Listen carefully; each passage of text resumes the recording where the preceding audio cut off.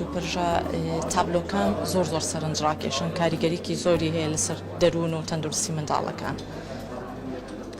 خۆشەویستان لەم بەشی پرۆگرام خات و پرژە شادمانمان لەگەڵایە کا بەڕێزیان و کۆمامۆستای هونەر لە منداڵپارێزی کوردسەر بە منداڵپارێزی کوردستان و لە نەخۆشخانەی هیوا لەگەڵ منداڵەکان هاوکارێکی باشیان ئەبێت تاوکو تابلۆکان بە جوانترین و سەرنجڕاکێشترین شێواز بتوانن ئەو تابلۆیانە بکێشن بۆی ئەچمەلای خۆی خات و پرژە سڵاو لێبێت و بەیانی باش بێت. سڵاو لێبێ بەخێر بن سەرچاو.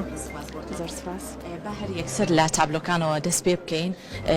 ئێوە وەکو مامۆستای هونەر لە نەخۆشخانەی هیوا کە سەر بە منداڵپارێزی کوردستانن چۆنی وا لە دەرونی منداڵەکانەکان بتوانن ڕەنگیان خۆش بێ منداڵەکان بێنەوە ناو دنیای منداڵی خۆیان پڕ بن لە ڕەنگا و ڕەنگی.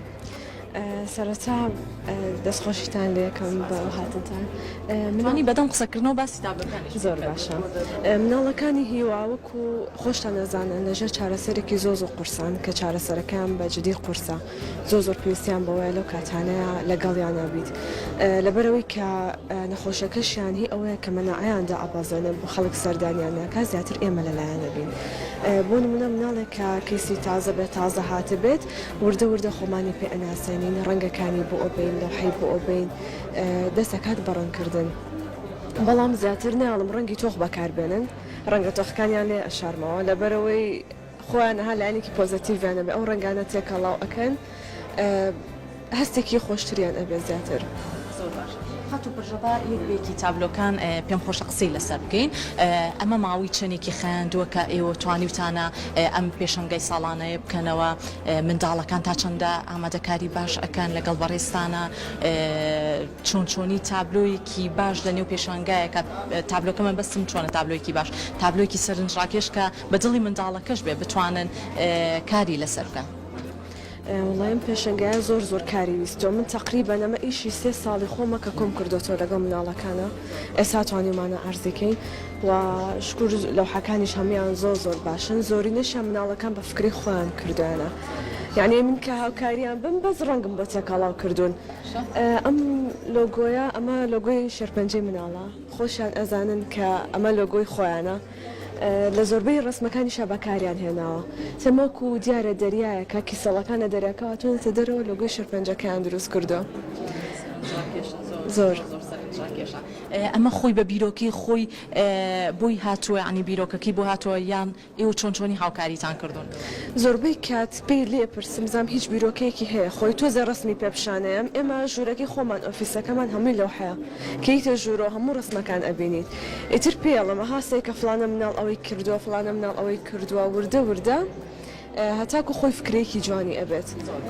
ئەم تابلۆیش باس لە دووبارە ژیانەوە کات ژیان لە لای کەسەکان جوانتر بێت ئەمە تا چەندە دەرونی منداڵەکانی سەرنجی ڕاکێشاوە دەرون و مناڵ و سەرنجی مناڵی بەلای خۆی ڕاکێشاوە.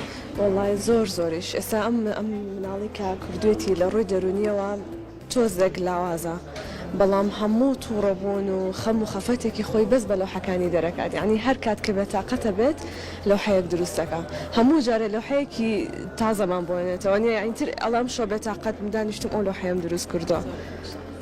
لە ڕەنگیش ڕەنگا و ڕەنگیش هیوایەکی باشی پێبەخشێ. ئەم مناڵەشما خۆی زۆر دەستی هونەری جوانە ئەنی هەر بە لەوحەکەیە دیارە ئاستی هونەرێکی چۆنە. خات و پرژەبا باسیش لەوە بکەین ئەوەش لەوحەیەکی تر ئەگەر بێتە لای منەوە منداڵەکان لە تەمەنی چەند بۆ چەند ئەتوانن بەشداری لە پێشەنگاکە بکەن ئێوە ئەوتان سنووردار کردویان هەموو منداڵێک ئەتوانێت بەشدار بێت لە پێشەنگاکە. هەموو منداڵەکان بەشدار بوون لەبەرەوەی هیچ ئیشێکی مناڵ ناشرین نیە هەرێکە جوانێکی تایبەتی خۆی هەیە.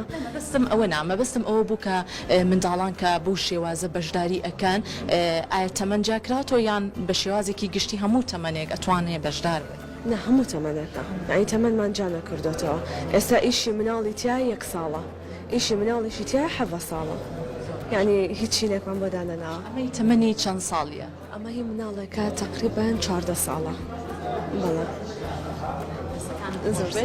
پامی تۆ چییە لێرەوە بۆ بینەرانی خۆشەویستی دەستگای میدیای کورسات و پرۆگرامی ڕۆژێکی نوێ هەم لەسەر تاوای پێشەنگاکە و هەم لەسەر منداڵانی توشبی نەخۆشی شێرپەنجەش کە بتوانین لە ڕێگەی ئەم پێشەنگایانەوە زیاتر ویان لێ بکەین هۆگری دنیای منداڵی خۆیان و دنیای هونەر ببن.